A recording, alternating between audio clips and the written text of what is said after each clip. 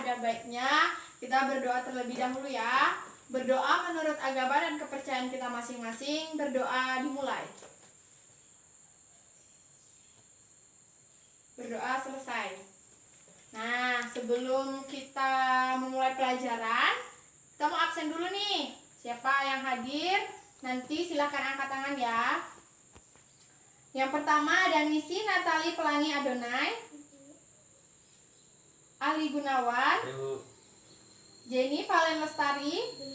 Ya, hadir semua ya, bagus. Oke, kita akan mulai pelajaran kita. Sini kita belajar sejarah. Materi kita hari kehidupan awal masyarakat Indonesia. Sebelumnya ada yang udah membaca belum materinya? Belum. Belum. Oke, kita akan belajar ya. Kehidupan awal masyarakat Indonesia. Boleh dibuka bukunya? Silahkan dibuka bukunya. Udah, Bu. Ya. Nah, sebelum kita masuk ke materi kehidupan awal masyarakat Indonesia, di sini ada tujuan pembelajaran kita. Tujuannya, siswa mampu menganalisis teori-teori tentang proses muncul dan berkembangnya kehidupan awal manusia dan masyarakat, khususnya di Kepulauan Indonesia. Yang kedua, siswa mampu menyusun secara kronologis perkembangan biologis manusia Indonesia. Yang ketiga, siswa mampu mengidentifikasi jenis-jenis manusia purba. Untuk proses pembentukan bumi itu dibagi menjadi 4 zaman. Ada zaman Arkaikum, zaman Paleozoikum, zaman Mesozoikum, dan zaman Neozoikum. Ada yang tahu nggak? Tadi pertama apa? Zaman apa? Zaman Arkaikum. Ya, zaman Arkaikum. Apa itu zaman Arkaikum? Ada yang tahu? Zaman Arkaikum itu adalah zaman ketika belum ada kehidupan di bumi. Berlangsung sekitar 2.500 juta tahun hingga 1.200 tahun yang lalu. Mengapa demikian? Hal ini disebabkan bumi masih panas dan merupakan bola gas yang berputar pada porosnya. Jadi, ketika zaman Arkaikum di sini belum ada kehidupan sama sekali ya. Yang kedua, zaman Paleozoikum. Ada yang tahu zaman Paleozoikum? Nih.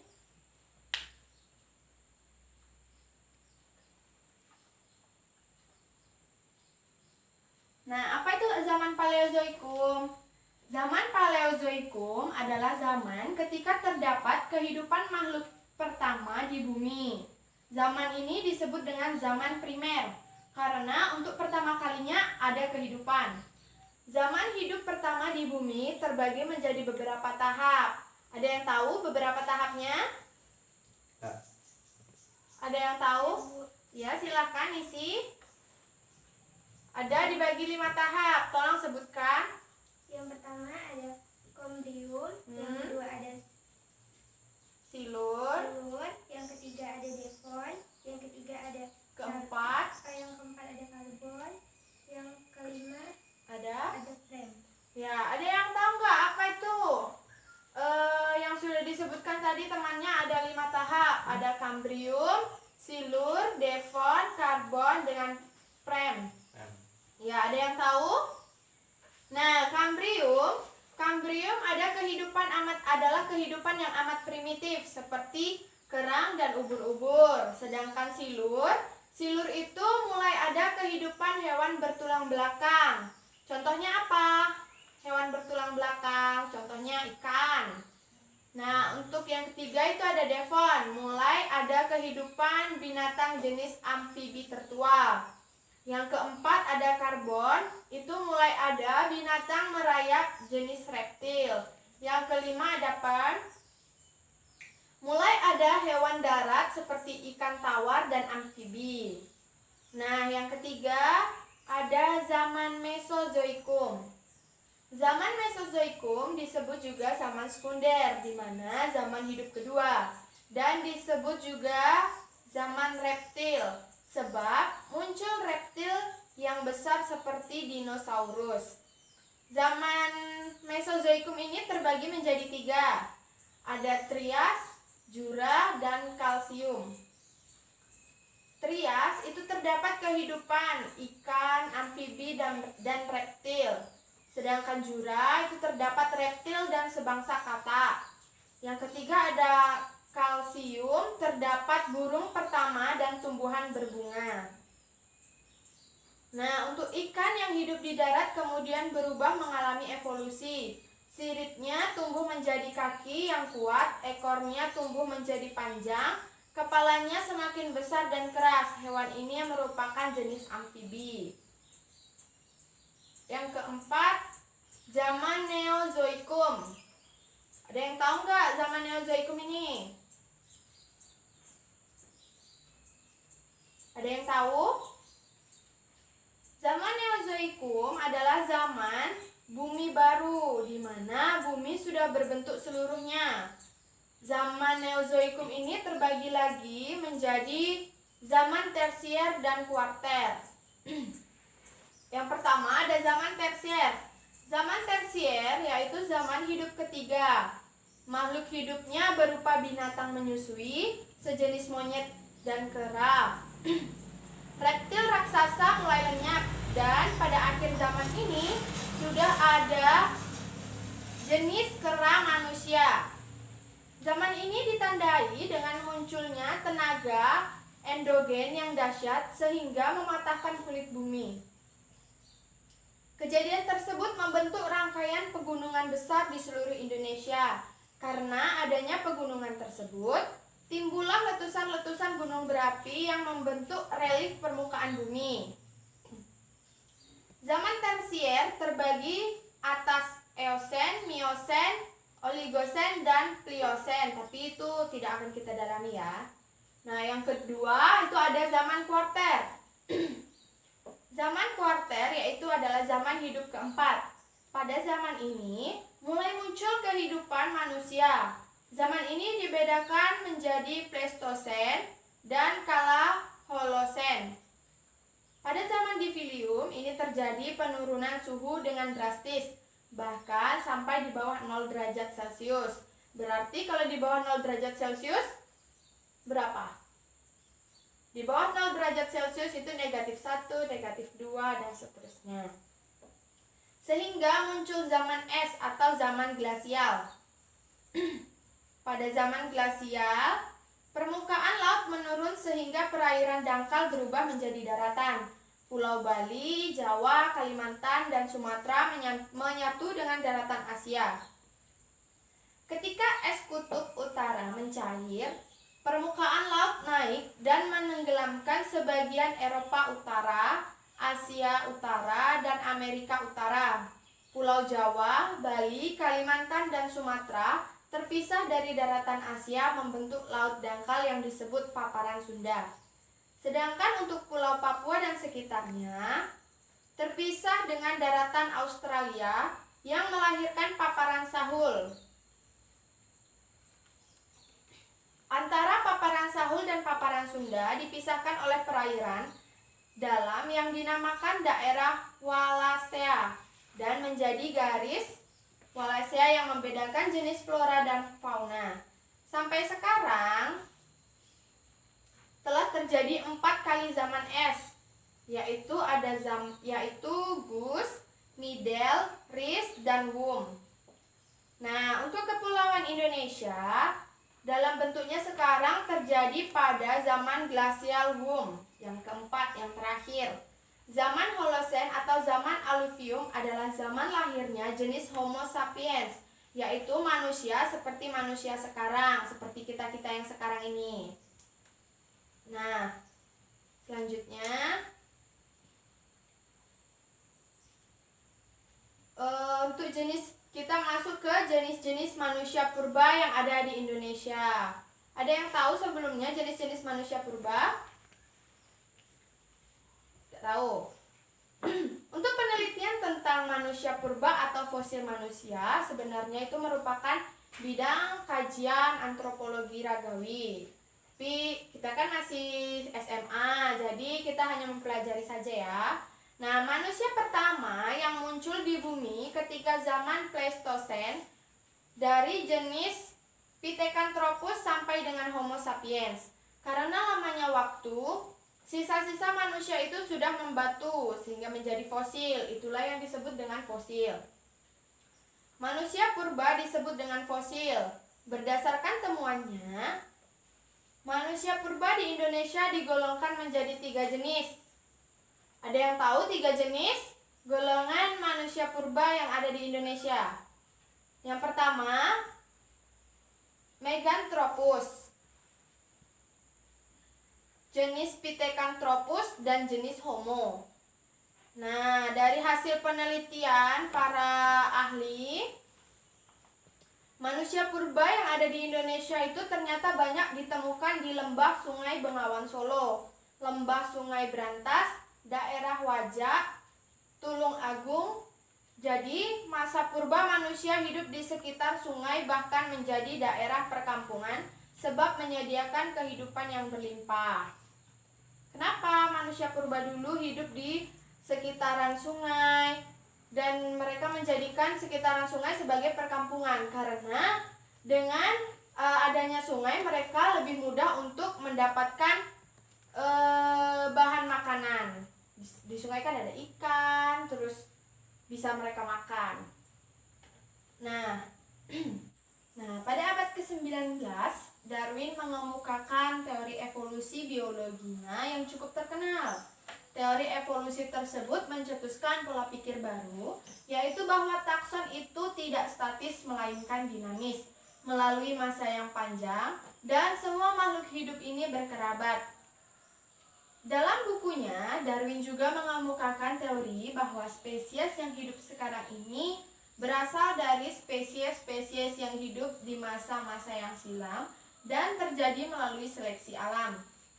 Salah satu teori yang banyak diterima adalah evolusi manusia. Antara Homo erectus dan Homo sapiens itu terdapat Homo neanderthalensis, yang jika kita membedakan manusia purba dengan Homo sapiens akan terlihat perbedaan-perbedaannya, di mana rongga otak manusia purba itu lebih kecil daripada Homo sapiens. Yang kedua, tulang kering manusia purba menonjol ke depan. Tulang rahang bawah lurus ke belakang sehingga tidak berdagu atau tidak mempunyai dagu. Tulang rahang manusia purba itu lebih kuat dan besar dibandingkan Homo sapiens. Manusia purba itu tidak bertempat tinggal tetap dan selalu berpindah-pindah. Kalau tinggalnya tidak tetap dan selalu berpindah-pindah itu disebut dengan apa? Ada yang tahu? Nomaden. Ya, nomaden itu bertempat tinggal yang tidak tetap dan selalu berpindah-pindah.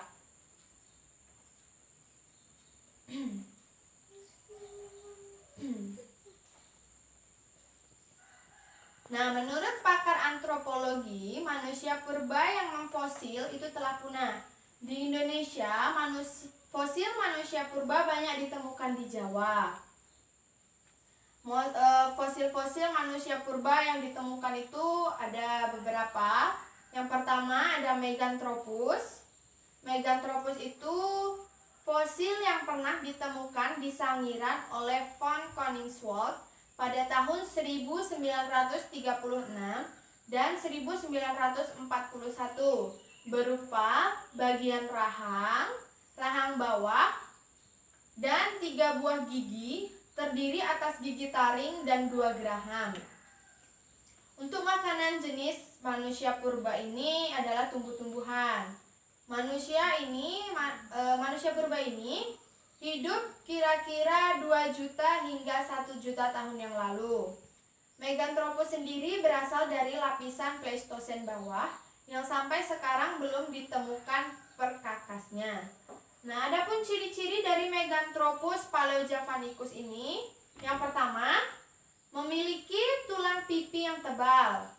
Kedua, memiliki otot rahang yang kuat. Ketiga, tidak memiliki dagu. Seperti kita sekarang ini, tidak memiliki dagu dia. Yang keempat, memiliki tonjolan belakang yang tajam. Kelima, memiliki tulang kering yang menonjol. 6. Memiliki perawakan yang tegap. 7. Memakan tumbuh-tumbuhan dan hidup berkelompok serta berpindah-pindah. Itu ya ciri-ciri untuk fosil dari manusia purba Meganthropus paleojavanicus. Yang kedua ada Pithecanthropus. Nah, Pithecanthropus ini artinya manusia kera. Fosilnya banyak ditemukan di daerah Trinil. Trinil itu di daerah Ngawi, Perning dan Mojokerto. Sangiran itu tepatnya di Sragen dan Jawa Tengah, dan Kedung Brubus itu di Madiun serta Jawa Timur. Seorang peneliti manusia purba bersama ahli purbakala menemukan fosil tengkorak anak di lapisan puncangan, yakni pada lapisan Pleistosen bawah di daerah Kepulagen, sebelah utara Perning, daerah Mojokerto. Mereka memberikan nama jenis Pithecanthropus mojokertensis, yang merupakan jenis Pithecanthropus paling tua. Nah, jenis Pithecanthropus ini memiliki ciri-ciri tubuh dan kehidupan sebagai berikut. Yang pertama, mereka memiliki rahang bawah yang kuat. Kedua, mereka memiliki tulang pipi yang tebal. Ketiga, keningnya menonjol. Kalian tahu kening kan? Keningnya lebih menonjol. Yang keempat, tulang belakang menonjol dan tajam. Kelima, mereka tidak berdagu. Keenam, perawakannya tegap, mempunyai tempat perlekatan otot tengkuk yang besar dan kuat. Dan ketujuh, mereka memakan jenis tumbuhan.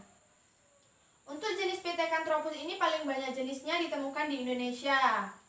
Ada beberapa jenis dari Pithecanthropus ini. Yang pertama, Pithecanthropus erectus. Itu manusia kera yang berjalan tegak.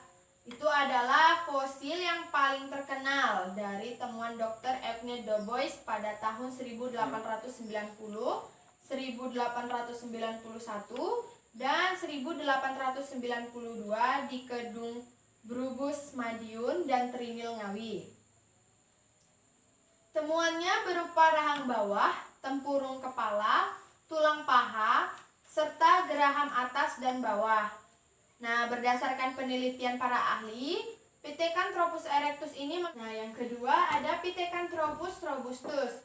Artinya manusia kera berahang besar. Fosilnya ditemukan di Sangiran pada tahun 1939. Von Koningswald menyebutnya dengan nama Pithecanthropus mojokertensis. Penemuannya pada lapisan Pleistosen bawah yang ditemukan di Mojokerto pada tahun 1936 sampai 1941. Pithecanthropus mojokertensis ini artinya merupakan manusia kera dari Mojokerto. Fosilnya berupa tengkorak anak berumur 5 tahun. Jenis ini memiliki ciri hidung besar, tulang pipi kuat, tubuhnya tinggi, dan hidupnya masih dari mengumpulkan makanan atau food gathering. Berdasarkan banyaknya temuan di lembah sungai Bengawan Solo, maka Dr. von Koningswald membagi lapisan diluvium lembah sungai Bengawan Solo menjadi 3. Itu ada lapisan jetis, lapisan trinil, dan lapisan ngandong. Untuk lapisan jetis ini ditemukan jenis Pithecanthropus robustus. Lapisan trinil ditemukan jenisnya Pithecanthropus erectus, dan untuk lapisan ngandong itu ditemukan jenis Homo soloensis. Yang ketiga ada Pithecanthropus dubois. Dubois artinya meragukan. Fosil ini ditemukan di Sangiran pada tahun 1939 oleh von Koningswald yang berasal dari lapisan Pleistosen bawah. Karena masih meragukan berarti belum bisa dijabarkan lebih banyak lagi. Yang keempat ada Pithecanthropus soloensis, adalah manusia kera dari Solo yang ditemukan oleh von Koningswald pada tahun 1931 sampai 1933 di Ngandong, tepi Sungai Bengawan Solo. Hasil temuannya ini memiliki peranan penting karena menghasilkan satu seri tengkorak dan tulang kening. Nah, pembahasan yang ketiga itu Homo. Homo artinya manusia. Itu merupakan jenis manusia purba yang paling maju dibandingkan yang lain. Nah, ciri-cirinya. Yang pertama, berat badan kira-kira 30 sampai 150 kilo. Yang kedua, volume otaknya lebih dari 1350 Celcius. Yang ketiga, alatnya dari batu dan tulang. Berjalan tegak, muka dan hidung lebar, serta mulut masih menonjol. Adapun temuan jenis Homo itu sebagai berikut. Yang pertama, Homo wajakensis atau manusia dari Wajak.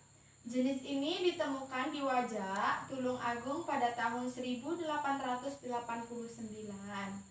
Ditemukan beberapa bagian tengkorak.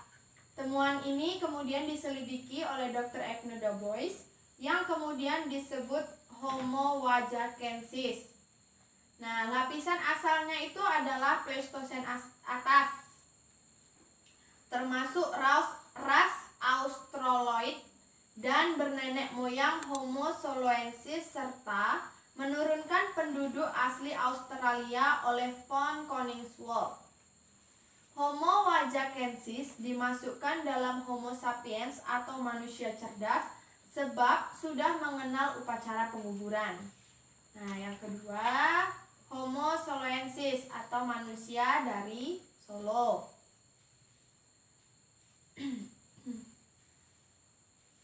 Pada waktu ahli geologi Belanda menemukan lapisan tanah di Ngandong, tepatnya di daerah Ngawi, Jawa Timur, pada tahun 1931 sampai 1932,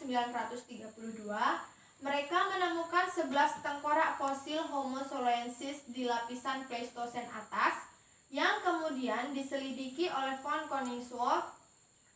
Berdasarkan keadaannya, jenis ini bukan lagi kera tetapi sudah berbentuk manusia. Yang ketiga itu ada Homo sapiens. Homo sapiens artinya manusia cerdas. Homo sapiens ini berasal dari dari zaman Holosen. Bentuk tubuhnya sudah menyerupai manusia sekarang. Mereka sudah menggunakan akal dan memiliki sifat seperti yang dimiliki manusia sekarang. Kehidupan Homo sapiens itu sederhana dan mereka masih mengembara. Ciri-ciri dari Homo sapiens ini, volume otaknya antara 1000 sampai 1200 cc. Tinggi badan antara 1300 sampai 210 meter. Otot tengkuk mengalami penyusutan. Alat kunyah dan gigi mengalami penyusutan. Muka tidak menonjol ke depan. Berdiri dan berjalan tegak. Berdagu dan tulang rahangnya biasa, tidak sangat kuat. Jenis Homo sapiens di dunia terdiri dari subspesies yang sampai sekarang dianggap menurunkan berbagai jenis manusia. Yang pertama ada ras Mongoloid. Ras Mongoloid ini berciri kulit kuning, mata sipit, rambut lurus, dan ras Mongoloid ini menyebar ke Asia Timur, yakni Jepang, Cina, Korea, dan Asia Tenggara. Yang kedua ada ras Kaukasoid, merupakan ras yang berkulit putih, tinggi, rambut lurus, dan hidung mancung.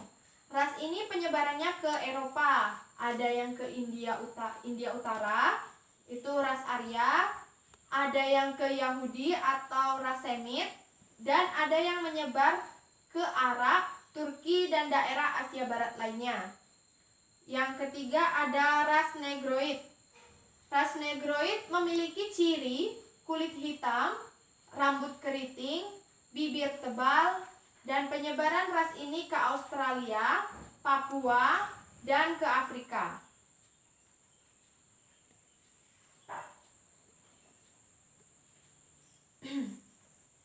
Nah, dari penjelasan tadi ada yang ingin ditanyakan?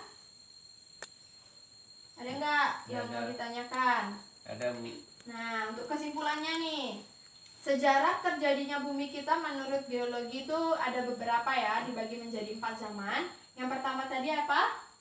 Zaman Arkaikum, zaman Paleozoikum. Yang ketiga ada zaman Mesozoikum. Yang keempat ada zaman Neozoikum.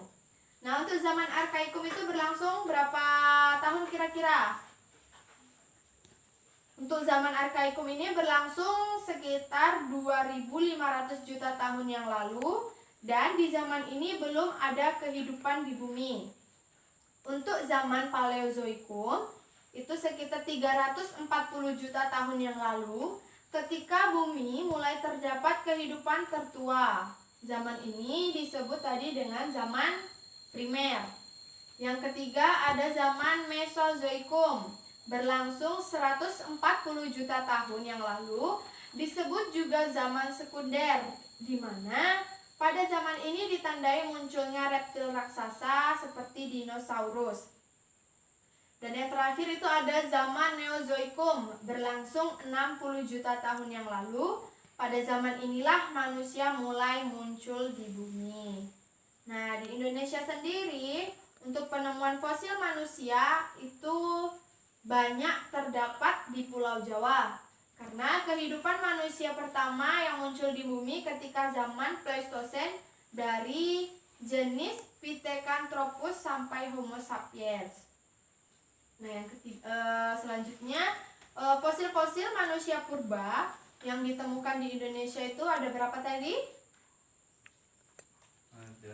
Ada 3. Yang pertama Meganthropus paleojavanicus, itu ditemukan di Sangiran oleh von Koningswald, yang ditemukan itu berupa rahang bawah. Nah, yang kedua ada Pithecanthropus, ditemukan di Trinil, namanya Pithecanthropus erectus, ditemukan oleh Dr. Egne Dobois, berupa rahang bawah. Di Sangiran namanya Pithecanthropus robustus. Di Mojokerto namanya Pithecanthropus mojokertensis. Yang ketiga itu ada Homo. Yang pertama, Homo itu dibagi 3 ya. Pertama ada Homo wajakensis, itu ditemukan di Wajak Tulung Agung pada tahun 1889. Yang kedua ada Homo soloensis, itu ditemukan di Ngandong. Dan yang ketiga ada Homo sapiens yang ditemukan di Sumatera Timur. Nah, kira-kira sudah jelas belum untuk penjelasan pembelajaran sejarah kita hari ini? Ada yang mau ditanyakan? Ya. Sudah jelas? Ya, Bu.